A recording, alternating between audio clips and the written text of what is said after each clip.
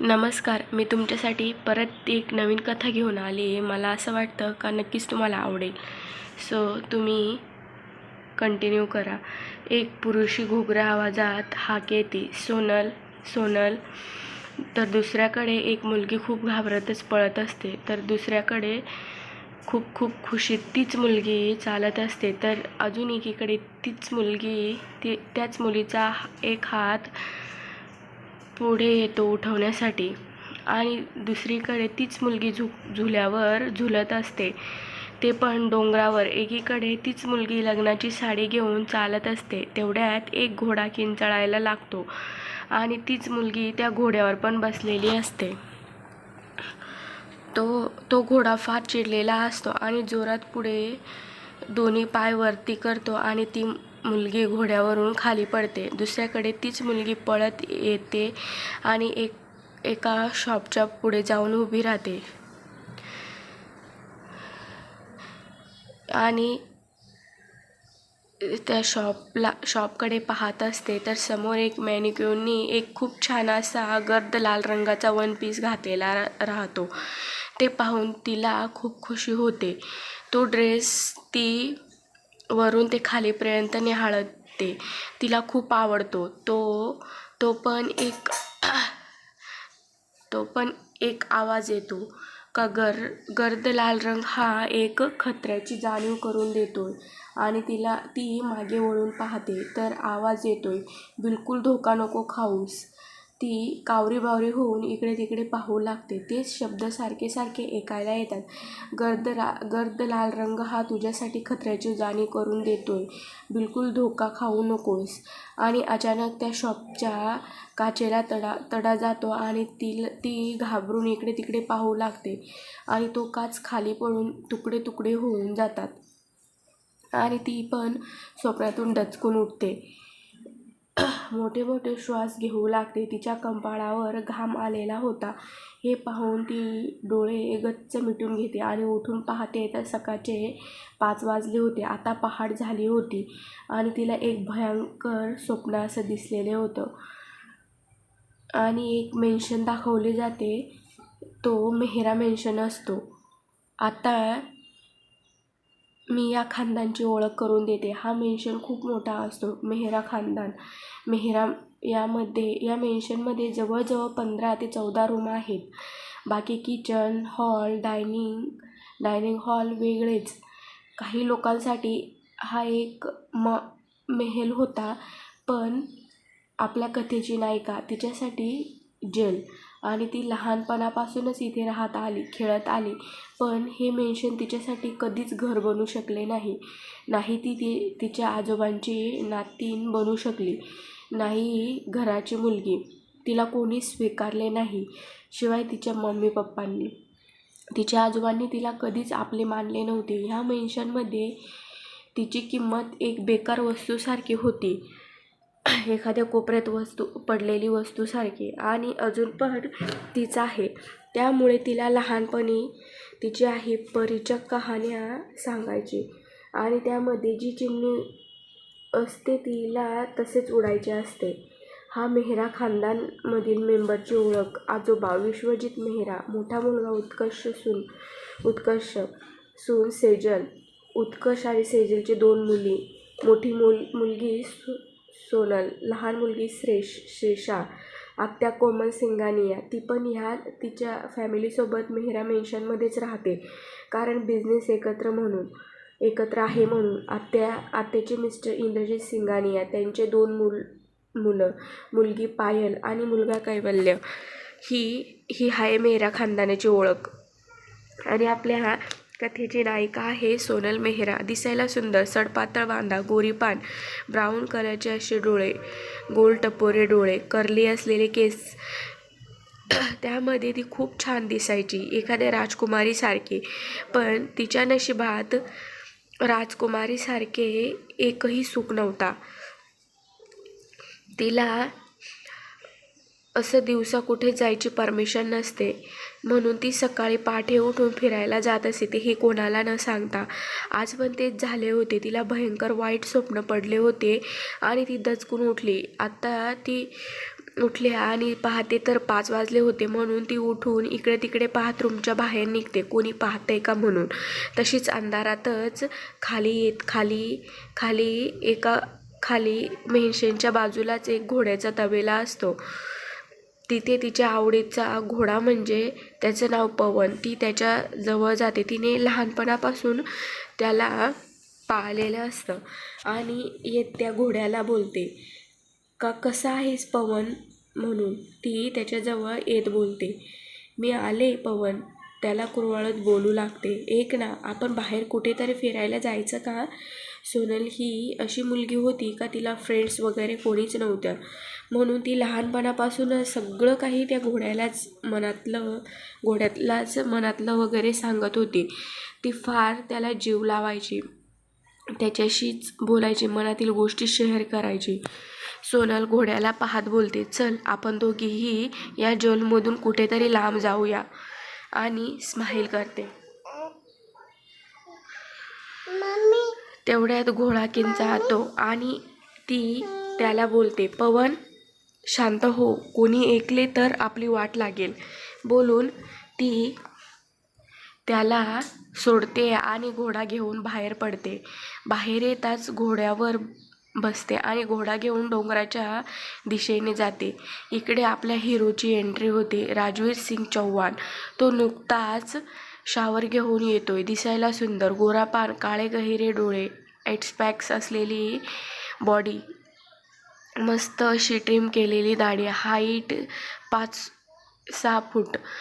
Shower घेऊन तो तयार होऊन मस्त असं व्हाईट कलरचा शर्ट आणि ब्लॅक कलरची पॅन्ट आणि ब्लेझर घालून तो खाली जाऊ लागतो. पण खाली न जाता तो सरळ त्याच्या बंगलोच्या टेरेसवर जातो आणि त्याच्या नजरेने त्या तिथे बसलेला शहर बारीक नजर करून पाहत असतो. पण त्याच्या डोळ्यात काहीतरी असं होतं का जे खूप कधीपासून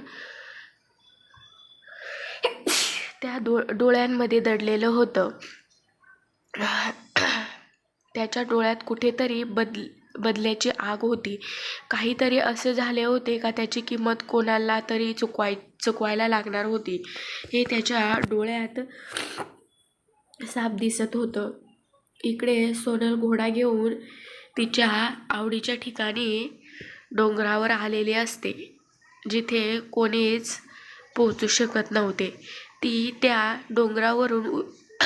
घोड्यावरून उतरते आणि त्याला एका खांबाला सुरक्षितरित्या बांधते आणि एका टेकडीवर जाऊन दोघेही हात पसरून मस्त अशी खुली हवा एन्जॉय करत घोड्याला बोलते, ही जागा तिला कहाणींची, गोष्टींची आठवण करून देते. घोड्याला बोलते, पवन तुला पण ही जागा आवडते ना. आणि मोठा असा श्वास घेत जशी ती त्या जेलमधून मुक्त झाली असावी आणि मनातच बोलते डोळे मिटून, मी त्याची वाट पाहते. तो नक्कीच एक दिवस मला ह्या जेलमधून आजाद करून घेऊन जाईल आणि मला माहिती आहे का तो पण मला शोधत असेल. तो येईल आणि मला आमच्या दोघांच्या राजवाड्यात घेऊन जाईल. सोनलचा बराच वेळ तसाच जातो आणि सूर्य वरती यायला लागतो.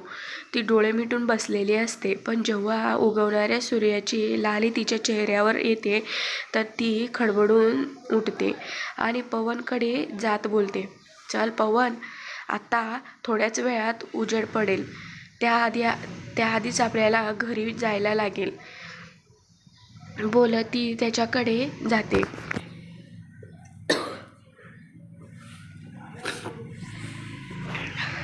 घरचे उठले तर मुश्किल होईल आपल्यासाठी, स्पेशली आजोबा. त्यांनी पाहिले तर सोनल आजोबांच्या आवाजाची ॲक्टिंग करत बोलतील, ए मुली कुठून येतेस सकाळी सकाळी, सांगितलं होतं ना परमिशन घेतल्याशिवाय बाहेर निघायचं नाही म्हणून. आणि स्माईल करते आणि पवनला बोलते, चल चल शाब्बास मेरे शर. इकडे राजवीर गाडी घेऊन कुठेतरी निघालेला असतो. गाडीत चेहऱ्यावर एकही भावना आणता बसून गाडी चालवत होता.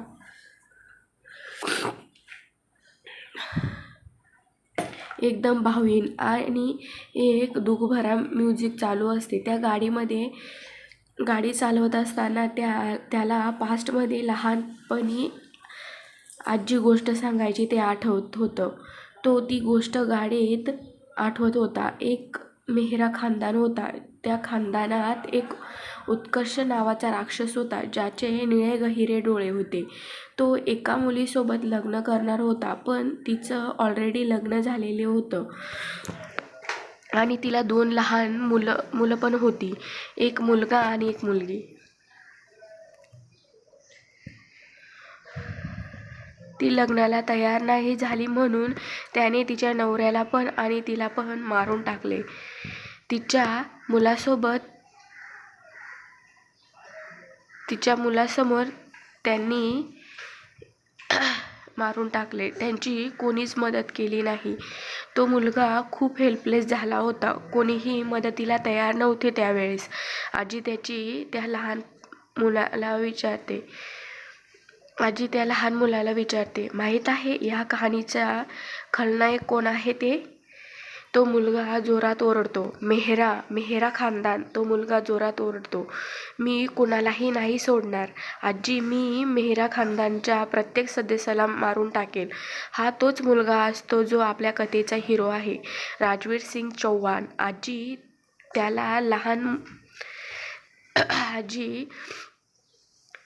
त्या लहान मुलाला समजावत बोलते, नाही बेटा, माणूस एकदाच मरतो आणि आपल्याला असं सहजासहजी कोणाला मुक्त नाही करायचं. त्यांना रोज मरायचं आहे, त्यांना रोज मरताना पाहायचं आहे. त्या मेहरा खानदानला त्याहून अधिक बेकार जिंदगी द्यायची आहे. त्यांना रोज मरताना पाहायचं आहे. तेव्हाच तुझ्या आईबाबाच्या जीवाला शांती लागेल आणि आपला बदला पण पूर्ण होईल. तो विचारात खूप हरवून गेलेला असतो. तो आता परत प्रेझेंटमध्ये असतो. तो विचारातच असतो का तिथेच एका रस्त्यातून सोनल घोड्यावर येत असते आणि अचानक घोडा गाडीच्या समोर येतोय आणि घोडा घाबरून गेल्यामुळे तो जोरात पुढचे दोन्ही पाय वरती करतो आणि सोनल घोड्यावरून खाली पडून जाते. ती खाली पडताच बेशुद्ध होऊन पडते. राजवीर गडबडून भानावर येत पटकन गाडीतून खाली उतरून स्वतःशीच बोलतो, अरे देवा राजवीर, तुझं लक्ष कुठं आहे? ती मुलगी जर गाडीच्या खाली आली असती तर? तो पटकन तिच्या जवळ जात बोलतो, ठीक आहेत मॅडम तुम्ही? तो खाली बसत सोनलला बोलतो, पण सोनल ही खाली तोंड करून पडलेली असते म्हणून त्याला तिचा चेहरा दिसत नाही. तो खाली बसतो आणि तिला बोलत तिचा तोंड खालून वरती करतो आणि हळूच तिच्या तोंडावरचे आलेले ते कर्ली केस मागे करतो, तर त्याला एकदम चांदसारखा चेहरा दिसतो. तो तिला पाहतो तर पाहूनच राहतो. खूप सुंदर दिसत होती ती, पण तो तिला ओळखत होता आणि ओळखतच बोलतो, ही तर सोनल मेहरा आहे. तरी तिचे गाल थापत बोलतो, मॅडम तुम्ही ठीक तर आहात ना? तुम्हाला लागलं नाही ना? राजवी तिचे पल्स चेक करत बोलतो, प्लीज मॅडम उठा, मॅडम मॅडम मॅडम. तो तिला सारखं हाक मारत म्हणून तिला थोडी शुद्ध येते. तिला अंधुक दिसायला लागते. ती परत डोळे बंद करणार का राजवीर परत बोलतोय, प्लीज डोळे नका बंद करू, प्लीज डोळे उघडा तुम्ही. पण तोपर्यंत तिने डोळे बंद करून घेतलेले असतात. ती बेशुद्ध होऊन जाते. तिला बेशुद्ध झालेलं पाहून तो इकडे तिकडे तिला उचलून गाडीच्या मागच्या सीटावर झोपवतो आणि स्वतःच गाडी ड्राईव्ह करून तिला हॉस्पिटलला घेऊन जातो. इकडे घरात तिची आई सेजल एका नोकराणीला किचनमध्ये एक बरणी काढून दाखवत बोलत असते, का मला वाटतंय का हे तयार झालंय. ती सर्वंट आशाला टेस्ट करायला लावत बोलते, बघ ना आशा मावशी, हे लोणचं तयार झालंय का नाही. ती सर्वंट त्यांच्या घरामध्ये खूप पूर्वीपासून काम करत असते म्हणून तिला ह्या घरातील सगळ्या खाणाखुणा माहीत असतात, सगळ्यांचा स्वभाव सगळं माहीत असतं तिला पण मेहरा खानदान एक घरातील मेंबर म्हणूनच मानतात. ती सोनलची आई सेजल तिला मुलीसारखी मानत असते. ती लोणचे टेस्ट करत बोलते, माझ्या मुलीने बनवलंय म्हटल्यावर का नाही टेस्टी होणार. तेवढ्यात सोनलची लहान बहीण श्रीषा, ती 6 वर्षाची असते आणि ती तिथे येत बोलते. हा भाग तुम्हाला आवडला असेल तर प्लीज कॉमेंट नक्की करा आणि माझ्या चॅनलला सबस्क्राईब नक्की करा. लाईक करा, शेअर करा, कॉमेंट करा आणि चॅनलला नक्की सबस्क्राईब करा. थँक्यू. धन्यवाद.